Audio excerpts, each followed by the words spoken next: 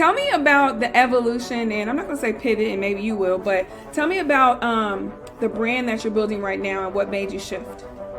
I think pivot's a good word for it. Okay. I feel like, right? So I built a fitness platform. When I met you, I was still in that fitness world. And what really brought on the shift was personal life stuff, right? Like there's Gotcha. so much out of alignment in my life where I'm like, okay, I packed my stuff and moved to Georgia from Philly. So that was like step number one.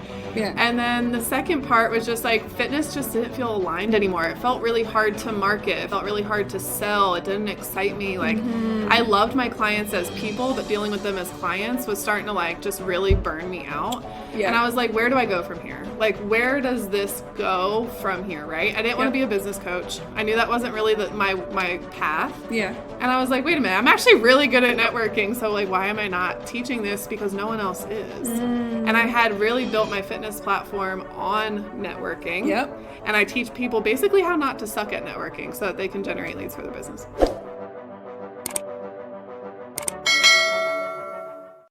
And I said no shrinking and no holding back. When I said, what do you want? It's because a lot of times we immediately go to, but, well, I don't know. And that is a cop-out.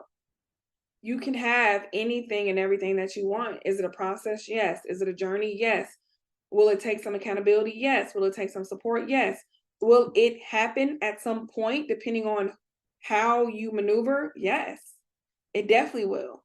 And we do not give up on our dreams because anything is possible if you have courage.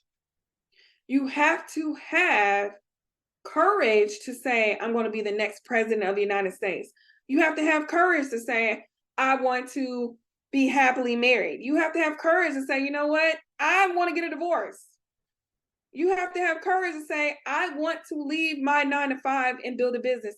You have to have courage to say, I want to apply for this CEO executive suite role making $250,000.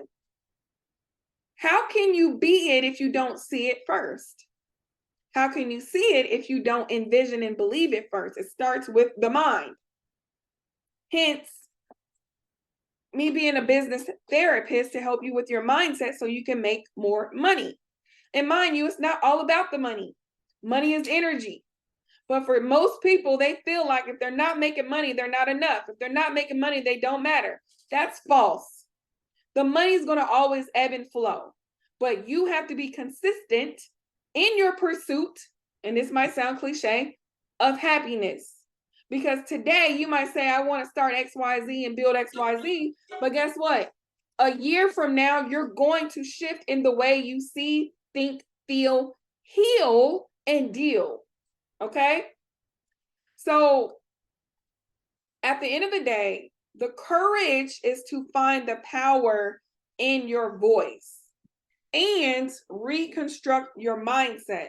Because if your mindset is saying one thing, I don't care how smart you are, how cute you look, where you live, how much money is in your bank account. Your mindset is indicative of your actions.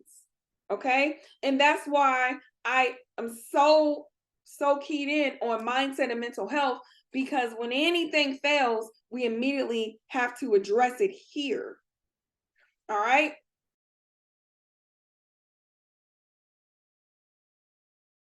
So I have, been through things where I've had confidence, but then I lost it. Mm-hmm. And I said that from a personal standpoint in my relationships, right? I've had friends that I've been friends with. I had a girlfriend for 11 years, y'all, that I was friends with. And I just found out that I was a people pleaser one day. And I was like, oh, that's why I'm not really making a lot of money in my business. That's why I'm not showing up the way I need to. Yeah. Because I was depending on validation from other people. And so, I have a lot of layers to my story, but mainly I think that we all have our own, big challenges that we have to grow through. And I found that, I had to stand up for myself. Right. And so when it came down to people in my life, even my mama, y'all, like I love my parents, but I had to realize that I was really putting my mom in position in my life where she was the one to validate everything I did. So I didn't even put I didn't even listen to myself half the time. Like I was like, what should I do next? And I would call my mother and I'd be like, oh, what should I do? But the funny part is that I'm the only one in my family that works full-time in my own business. No one else has a full-time business. So it's like I had to get to a point of like, okay, why am I not confident in myself? Why do I feel like I can't make a decision on my own without asking for support or asking someone, what should I do? Yeah. So the line was drawn when my ex walked out, and I was like, okay, I'm done. I'm no. You know what? I say that life happens for us, not to us. And all of those things happen for you because now you have went through that stuff to now you know how to operate fully in your gifts. And the thing about moms and parents, because I totally understand that, you gave her the power that she didn't earn. It'd be different if she's already walked through those steps and was, operating a business solo, etc. But we're asking people for confirmation and validation who don't even have experience or the right. And then when we don't get the answer we want to get upset, but they're only giving you feedback from their viewpoint. Yep. Right? Yep. So thank you for sharing that story, because I think that personal and business, they go together real bad. A lot of people try to separate it, but no, if you're people pleasing in life and as a mom and as a parent and as a caregiver and as a significant other, what makes you think all of a sudden you're going to switch and turn it off when you're working with clients? No, we generalize our skills, right?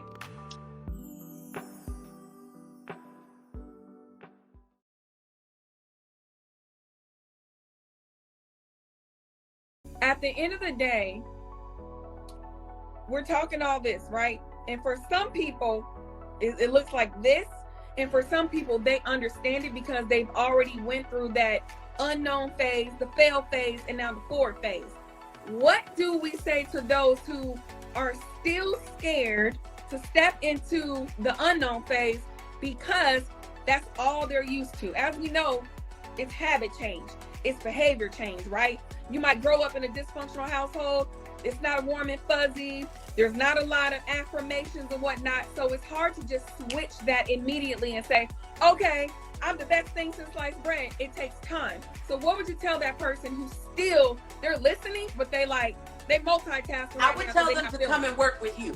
That's what I would tell them. I would tell them to come and work with you because you'll gather them and get them together. Because if you come over this way, I'm going to tell you, you scared, then stand there. If you are scared, then sit down and just stay there. Because I want people around me that are standing up. I want people around me that are walking anyway. I want people around me that are like, look, doctor said I ain't gonna walk, but I'm gonna walk. I'll take me to therapy. Okay? Yeah. I need people around me. My inner circle consists of people like you that do it anyway. Because you could stay scared, but then you stay there. You understand? If you're scared, just stay there. That's a t-shirt. If you stay scared, then you stay there. Yeah. You literally create the stagnancy by standing still. Nobody ever got skinny from standing around and eating stuff. Nobody ever got healthy from sitting around and doing nothing. No one ever made $1 million by sitting down and staying stagnant and doing nothing.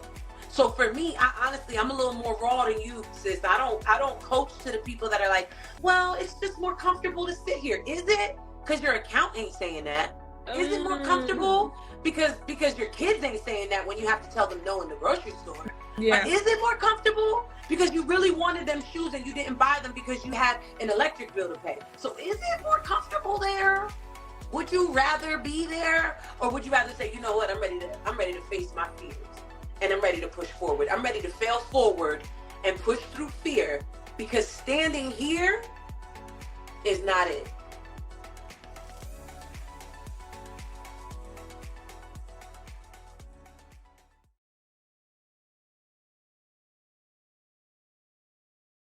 The reason why I'm having this session right now, and I invited Coach Lee, is because I'm having a Finish Strong Masterclass December 18th. It's free. And when you think of finish strong, most people are probably like, oh my God, I gotta hurry. No, I'm talking about finishing strong with your mental. Finishing strong to have the belief that you can do what you want to do, and not worrying about 2024 is coming. Every day is going to come. But the question is, are you doing the thing that you can wake up courageously about and be happily to do it? Most times the answer is no. So how do we get you closer to the yes? So Coach Lee, let's talk about how confidence literally is the foundation of everything and why people lack it. Absolutely. Absolutely. I mean, if you ask me, where does my confidence come from? I'm not even going to hold you. It comes from getting this money, baby. It comes from these coins, okay? Because listen, I'm not the type of woman that they'd be like, hey, let's put you on this billboard. And I'm like, yeah, sign me up. I want to be seen. Like, no. But if you told me I'll give you $5,000 to be on this billboard, baby, you can take all the pictures you want, flat and all, double chin and everything, right? Like, we have our own insecurities, and it doesn't mean that you're not confident because you have insecurities. The confidence comes from the push through. The confidence comes from doing it anyway. The confidence comes from doing it scared. The confidence comes from no matter what the adversity is that I'm facing, my makeup ain't on, you see Shauna's still on here. Look, y'all, it is not a game. In the last 12 minutes, I went ahead and put my face together, okay? So whether I was finished or not, I was gonna hop on this call. You know why? Because I faced and pushed through for the coin on the other side. I know that as long as I impact people, and I can't impact people unless I get up on here. Right. I know that I'm going to change lives every time I get up on here. I know that God has given me and put me through things in life to be a messenger, to share with other people like you. And if I don't come on here and talk about it, how am I going to get the information to you? Mm-hmm. So the confidence comes from the push through. You don't just wake up and you're like, I'm confident today. Right. I'm feeling myself today. You don't wake up in your pajamas with your stank breath and your hair looking crazy and your booty not washed and you're just confident. That's a lie. That's an Instagram lie. Where it comes from is the action. Get dressed, get in the shower, get up out the robe, put some lip gloss on, put an outfit on, get yourself dressed for the day. Every step you take in action is where the confidence comes from.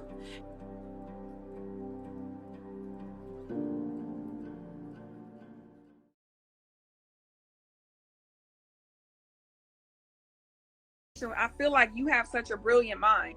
You said, you know what? I need an office space. Then you said, you know what? I kind of like the I also want to do that. So where did you get this resilient grit and grind mentality that literally has afforded you to live the life beyond? And what was that thing you said about get to the bag and beyond? Okay, let me redo that. To the bag and beyond. You know to the bag and beyond. Where did that come from? To be honest, I don't know. I would say that there's been a lot that has happened in my life that has been, I guess what a lot of people would say would be failures. And so I kind of had no choice but to decide to either become a victim or to decide to be a victor, right? There's so many different things that have happened in my life where I could have easily blamed that circumstance and just said, I'm a victim of it and that's it. But 99% of the things that have happened to me, I've been able to flip. And I think that that's something that I've gotten from, I guess I would say my mom. She was a single mom who, Black women are able to make, something out of nothing. Yeah. And so I would say that if there was anybody who I could attribute to giving me that grit, it would definitely be my mom, without a doubt.